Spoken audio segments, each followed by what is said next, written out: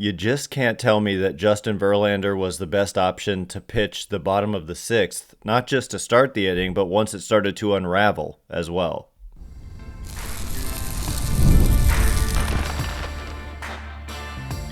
You are Locked On Giants, your daily San Francisco Giants podcast. Part of the Locked On Podcast Network, your team every day. Hello and welcome to Locked On Giants, part of the Locked On Podcast Network, where it's your team every day. My name is Ben Kaspick, and on the show we provide daily episodes Monday through Friday, talking about the San Francisco Giants in a way that's data-driven and rational, but also simple, passionate, and accessible to all. I'm a former contributor for the baseball statistics and analysis websites Beyond the Box Score and Rotographs. I've been podcasting about the Giants since 2015, hosting the show for over 6 years, and I'm a lifelong Giants fan. Thank you for making Locked On Giants your first listen every day. We're free and available wherever you get your podcasts, including YouTube, so check us out there if you have not already, and please hit that subscribe button wherever it is that you're following the show. Today's episode is brought to you by Game Time. Download the Game Time app, create an account, and use code LOCKEDONMLB for $20 off your first purchase. And coming up on today's show, we are going to get into the game that was, to me, decided in the bottom of the sixth. Justin Verlander was not super sharp in this game, and it was, he was kind of on the ropes in I think it was the second inning when he ended up giving up a couple runs. But to me, Bob Melvin was just playing with fire, letting Justin Verlander pitch in the bottom of the sixth when the Giants had come all the way back. Not that it was a huge deficit, but they were down 2-0 early. They had just come back to take a 3-2 lead, and then you send Verlander back out there for the bottom of the sixth when he's pitched his 5 innings, he's in line for the win, they gave him a lead, and then you just cannot convince me that he was the best person to go out there for the bottom of the sixth.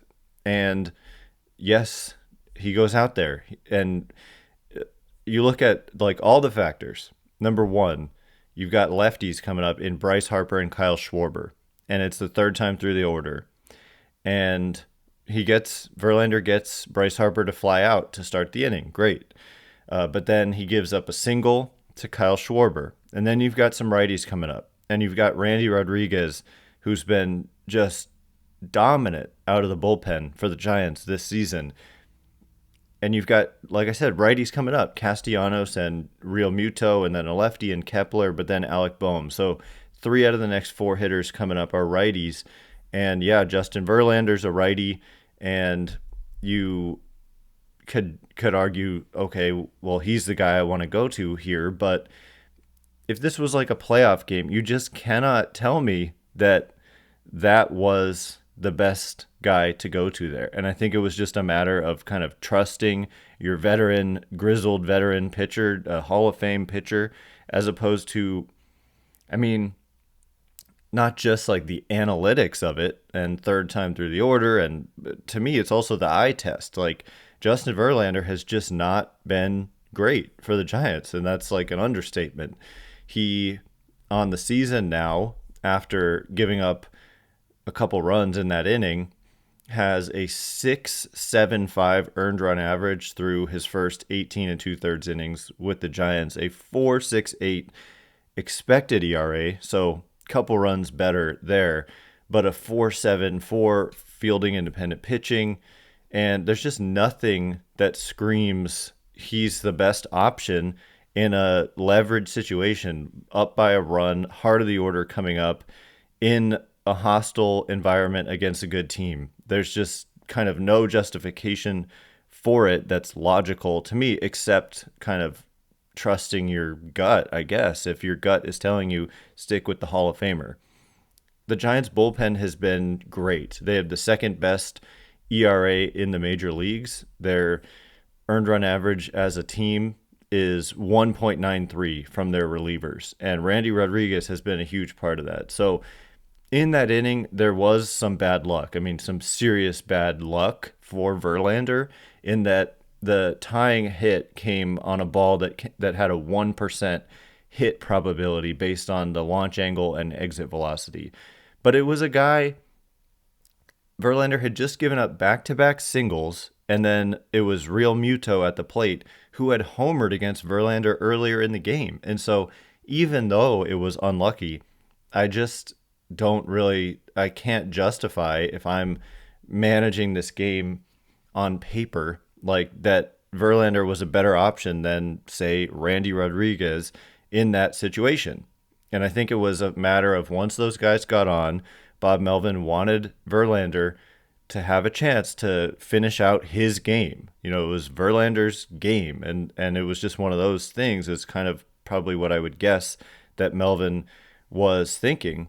And so Elliot Ramos misplayed the ball, and it was also a long run for him. He was playing way into the gap where Real Muto had homered earlier in the game, but he took a bad route. Like he kind of went back on it and then had to circle way to his right and in, and went into a slide and just couldn't get it.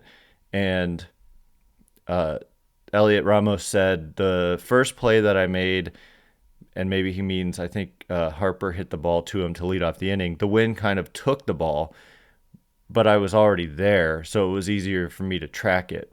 But that one, I was playing way over in the gap. For me to get there, I was trying to hustle. I don't want my teammates to give up runs because of me. So he takes responsibility. He says, I was like, my bad. Honestly, I tried my best. I always take accountability. Whatever happens, it's on me. It's on nobody else. So I'm guessing he said that to Verlander when he said, I was like, my bad. Honestly, I tried my best, whatever. And then Verlander said, well, first of all, Bob Melvin said of leaving Verlander in to face Alec Boehm, because after that misplay by Ramos and kind of lucky hit by Real Muto, you had Max Kepler line out sharply to shortstop, almost a double play on the force out at second, but they didn't get him. And then another hitter Verlander is given, and he ends up, the final pitch of his outing, which I believe I already said, he threw 104 pitches. So you're really extending a guy who just frankly in his career has earned it, but this season hasn't earned like the right to,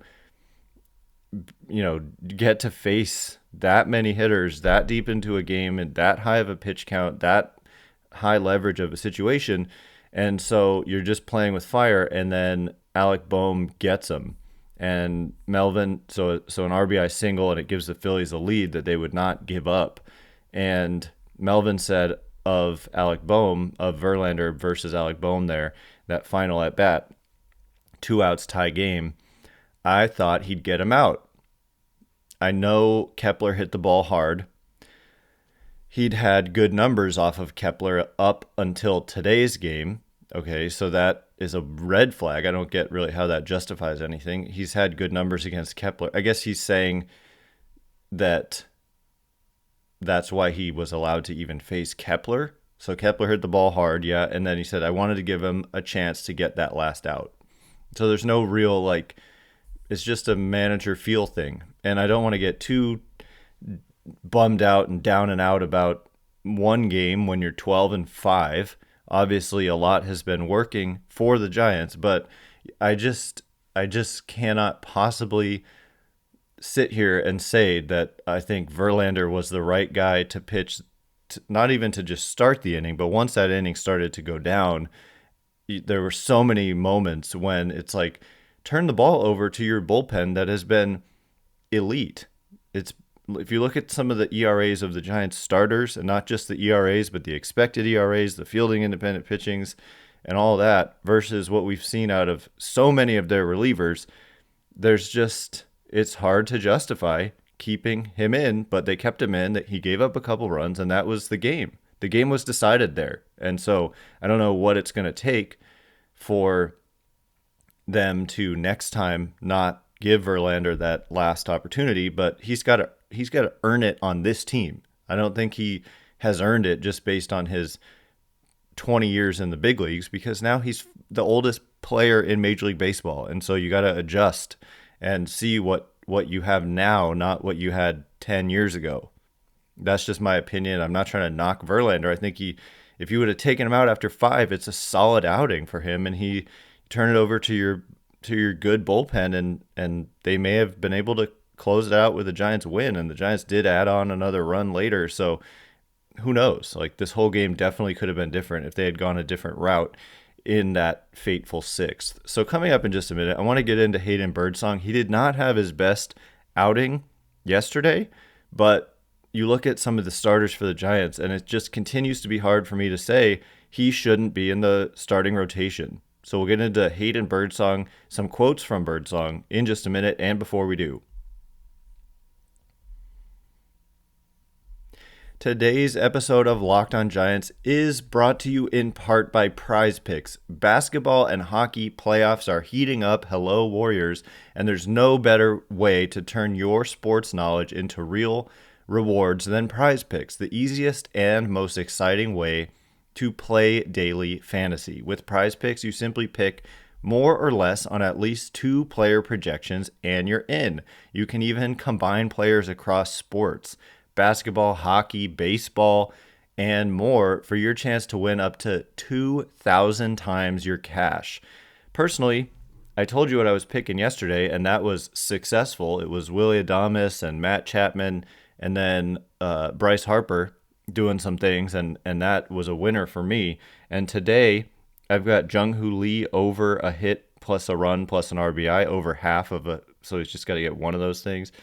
I've got less than 16.5 outs for Robbie Ray, and I've got more than 1.5 walks for Aaron Nola, and that's 3.25 times your money. So download the app today and use code LOCKEDONMLB to get $50 instantly after you play your first $5 lineup. That's code LOCKEDONMLB to get $50 instantly after you play your first $5 lineup. Prize Picks, run your game. All right, here we go. We're going to get into Mr. Hayden Birdsong and how, to me, it's like a continuation of the conversation we were just having about Verlander. But you look at what we've seen from Verlander, you look at what we've seen from Jordan Hicks, and you look at the underlying numbers from what we've seen of Robbie Ray. There's a reason, like I just was mentioning, I took the under on 16.5 outs for Robbie Ray. That would be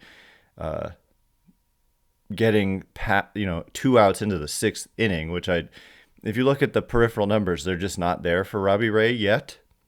And then you look at the youth and the stuff that we've seen from Hayden Birdsong yesterday notwithstanding. And what I have here on my graphic, I always point the wrong direction.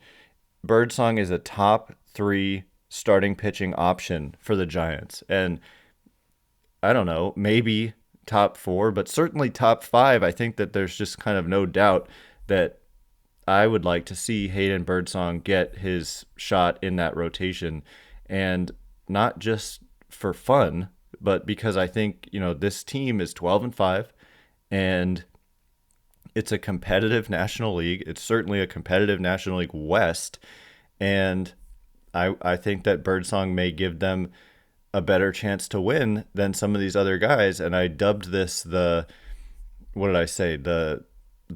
Justin Verlander problem a couple weeks ago, or like last week, maybe his last start. And it continues to be that. And it's not just the Verlander problem. It's the veteran pitcher option outside of Logan Webb when it comes to Verlander, Ray, and Hicks. So, like, how do you get Birdsong into the rotation? It seems like they're just sitting around waiting for an injury to happen. And that is an unfortunate way to live, because you don't want to sit there waiting for an injury to get a guy who may be your best option into that mix. And so I have started kind of pointing this out, that I pointed out on Twitter that, like, a ruthlessly efficient, and I put that in quotes, team would probably have Birdsong in the rotation. But there's like this, under Buster Posey, I think we just yesterday were waxing poetic about how his trust in his players and not making any roster moves, not rocking the boat, and sticking with players like Tyler Fitzgerald has paid off. But there's a downside to that. And the downside to that is in situations like this, in that you're just going to let veteran pitchers go out there and potentially struggle, as opposed to giving your younger pitcher who has just eye-popping stuff a chance to be in the rotation. And so they continue to say, like, we see writers talking about how they know that eventually he's going to get a shot in the rotation, but it's like, when? And I don't see them making a move unless, the one, he had been a reliever for so long that if he really, really struggles, like over, I don't know, a month plus of the season, then perhaps they just make that move. But I don't see them ever at any point putting Justin Verlander in the bullpen. That would really tick him off. He's never pitched out of the bullpen in his 20-year career. And he's also hunting wins, which I think they would have, again, had a better shot of getting him a win had he not pitched the sixth yesterday. And if you look at Robbie Ray, this is a guy who has almost never made a relief appearance himself. He's made 236 appearances in the big leagues, and 232 of those 236 were starts. And so you're just basically sitting around waiting for an injury in order for this young guy with the eye-popping stuff to get his chance in Hayden Birdsong. So Maria Guardado of sfgiants.com wrote a piece kind of about this, where it's titled How Birdsong is Adjusting to New Bullpen Role. She says, despite the hiccup, the Giants believe Birdsong has the potential to emerge as a leverage arm who can handle multiple innings and shorten the bridge to closer Ryan Walker. He certainly looked the part on Sunday when he needed only 20 pitches to get through 2 shutout innings against the Yankees, helping the Giants pull out a 5-4 win that sealed the club's first victory at Yankee Stadium since interleague play began in 2002. And Birdsong said last week, I do what I have to do to get in a game, obviously. So he's talking about adjusting to the bullpen. And he said, I haven't done it since college, and that's unfortunate. So he said, so it's a little weird, but it's just pitching. It's the same thing. Doesn't matter what inning it is. It's the same game in the back of my head. It's the same everything. So this is what you have to say. You can't sit there and gripe about it, of course. And so I'm sure he wants to be in that rotation. So to say it's the same thing, it's just pitching, that's what you have to say. So Guardado continues, though, to say the Giants would like to find a way to keep Birdsong stretched out in case they need someone to step into the rotation down the line, though he's mostly been limited to working in 2 or 3 inning bursts through the first few weeks of the regular season. The shorter stints haven't kept Birdsong from using his entire arsenal, though, so he's using kind of a starter's repertoire, is her point. And then Melvin said, you see some of the swings. This was after their series in New York. He said, you see some of the swings and some of the looks from some of the hitters walking back to the dugout. He's pitching with a lot of confidence. It's just another huge weapon for us on days when maybe we are a little beat up down there in the bullpen. He's a guy that can run the table if we need him to. We've thrown a lot at him, and he's done really well. And then Guardado says, while the Giants don't have any vacancies in their rotation right now, they fully expect Birdsong to get a chance to start for them in the future. Until that opportunity presents itself, Birdsong is determined to show that he can keep thriving out of the bullpen. And Logan Webb commented and said, he's been great. He got put in a tough position. Yes, he did. He is a starter.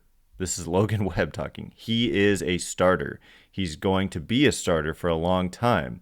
He's going to be a very good one, too. You get told you have a great spring. You get told you're going to be put in the bullpen. Some guys would probably be upset about that. He just kind of put his head down and said, okay, I'm going to dominate in this role. And Webb continued, I think he's done a fantastic job. Obviously, the stuff is there, but I think the mentality and the personality is coming out that everyone wanted to see. And so, yeah, I mean, Logan Webb kind of saying the words that Birdsong himself can't say there.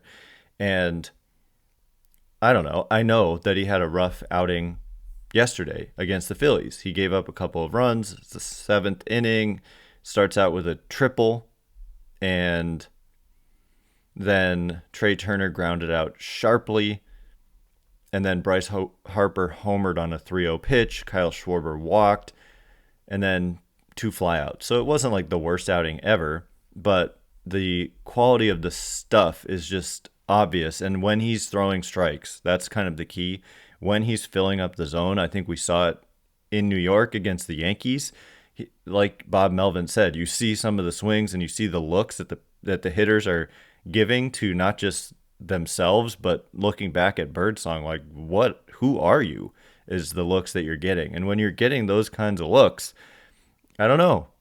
I mean, it's just a guy who a ruthlessly efficient team would probably have in their starting rotation right now. Like, you're starting to see, I think, some of the differences between the previous front office and this front office. I'm not sure that Justin Verlander would have been a target of the previous regime. Like, they managed to get guys who were like elite on these short-term deals, like Carlos Rodon and Kevin Gausman and Blake Snell. But Justin Verlander, it was a big gamble and question as to how good he would be. And I'm not going to make a final judgment based on just a few outings, but you're kind of stuck if you're Buster Posey. Like, you can't move him to the bullpen. You can, but they won't. I just promise you, they will not move Justin Verlander to the bullpen. You could trade him at some point if, a team like the Astros just wants to circle back and bring him back in and you eat some of the money there. And you're not going to cut him. You're kind of just stuck. So he's just like in the rotation, taking up space if he struggles. And again, I'm not going to say that, he's for sure going to just struggle all year long. We've seen some good things. The stuff has been better than the results, and the expected numbers have been better than the results. It was a very unlucky hit that tied the game. And if Ramos catches that ball, the whole thing could be different.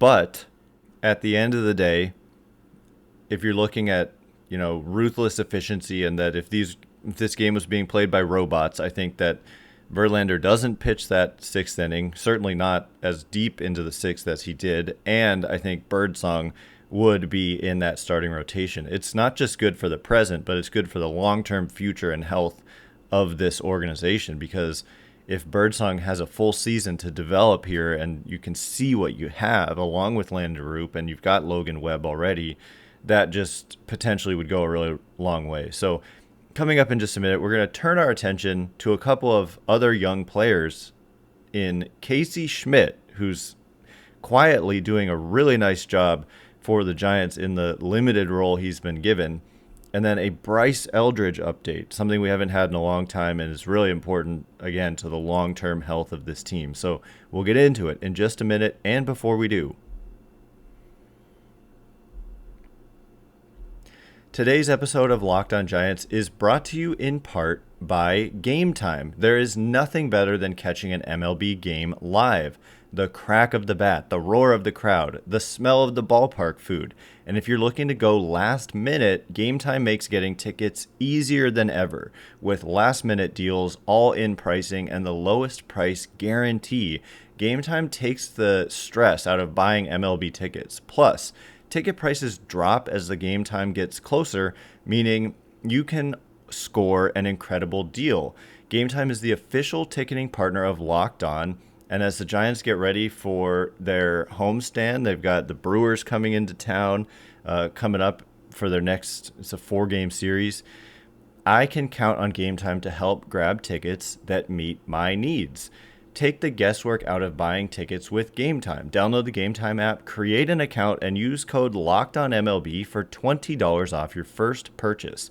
Terms apply. Again, create an account and redeem code LOCKEDONMLB for $20 off. Download Game Time today. Last minute tickets, lowest price guaranteed.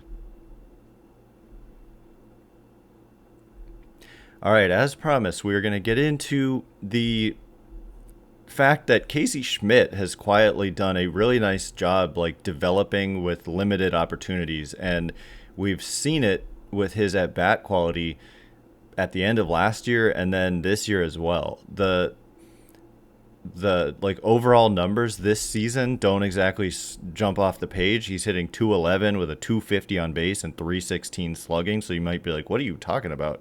But the expected numbers, a 363 expected weighted on base average. He hit a ball that would have been a 3-run homer in a go-ahead 3-run homer late in the game.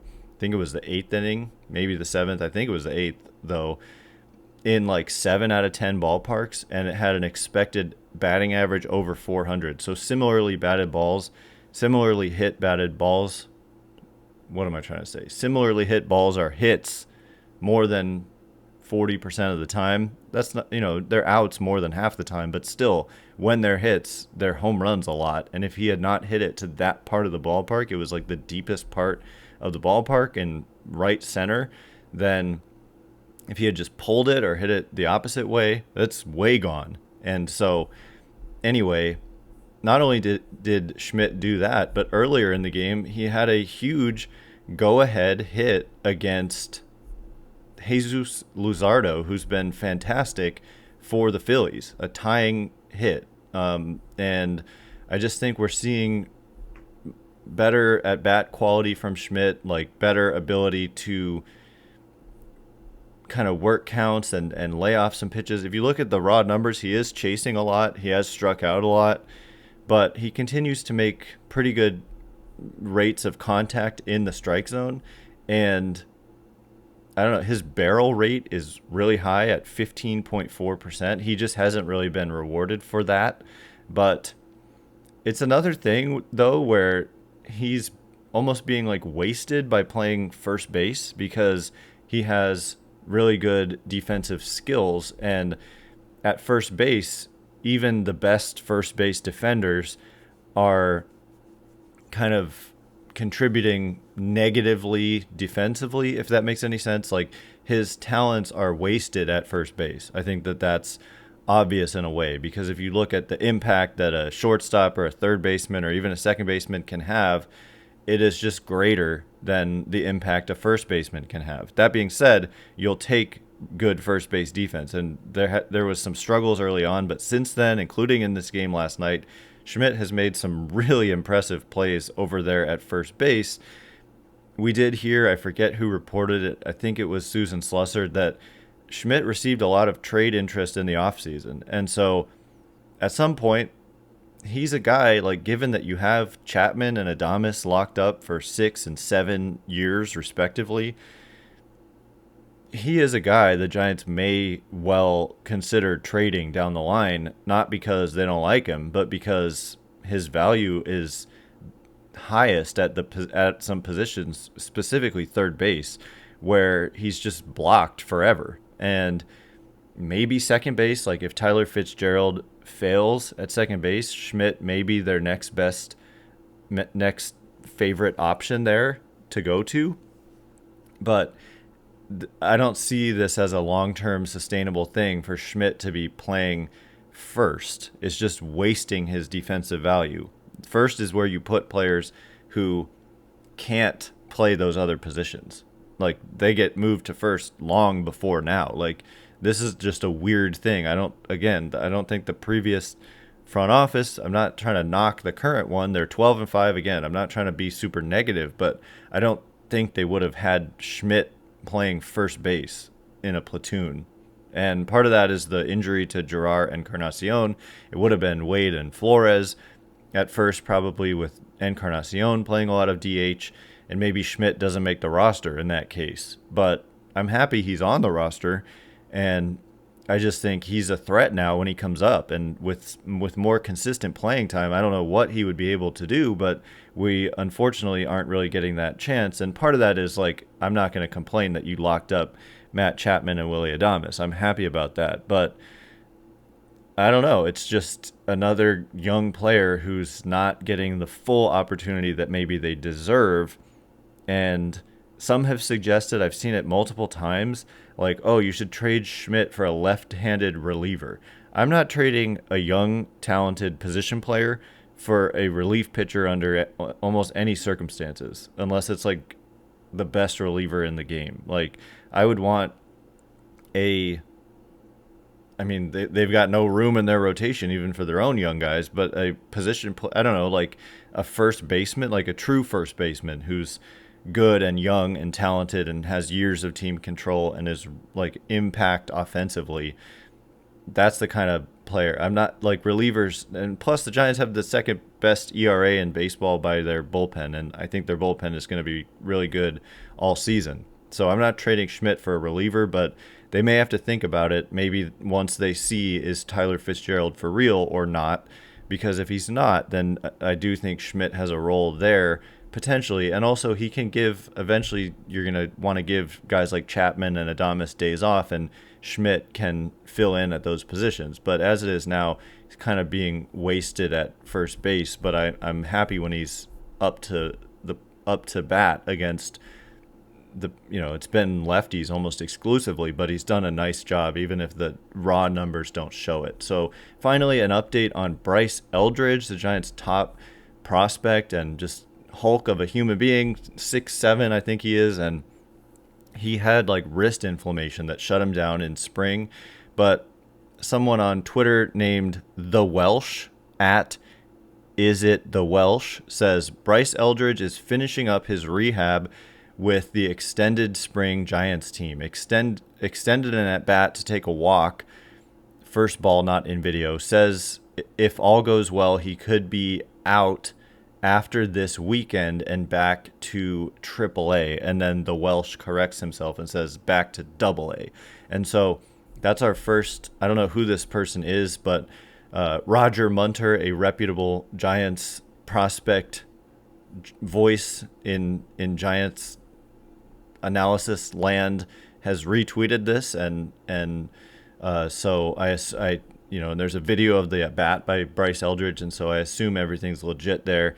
And so that's the first we've heard where Eldridge would be assigned to, and that would be AA, even though he made it to AAA last season. But remember, he only made it to AAA, I think, because the AA season ended and they wanted him to get some more at bats.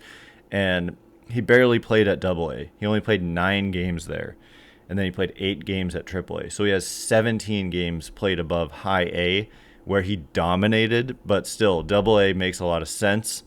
And if all goes well, and hoping it does, he will finally get to the affiliate in AA, Richmond, after the weekend. Let's hope, because this guy is really important to the Giants' future, and hopefully not too long into the future. If he completely dominates at AA, I would expect him to move relatively quickly, although I don't think they're going to rush him under any circumstances. Although their first base situation, Lamont Wade really struggling.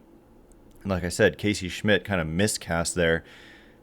It is a position where they could use some help, but they're not going to rush Eldridge. It's just, I can't wait to see him play in professional baseball this year. And so far we've had to wait because of this injury. Anyway, that is all the time we have for today. Thanks again for making Locked On Giants your first listen today. For your second listen, check out the all-new Locked On MLB Game Night. Every game, every night, all season long. Get local analysis on a national scale. Find MLB Game Night on Locked On MLB, on YouTube, or wherever you listen to podcasts. Once again, my name is Ben Kaspick. Check me out on Twitter or X at Ben Kaspick, Kaspick. If you like this show, please consider rating it or leaving a review. It helps me out so much. So thank you in advance, and thanks to everyone who's done so already. I can't wait to be with you again tomorrow.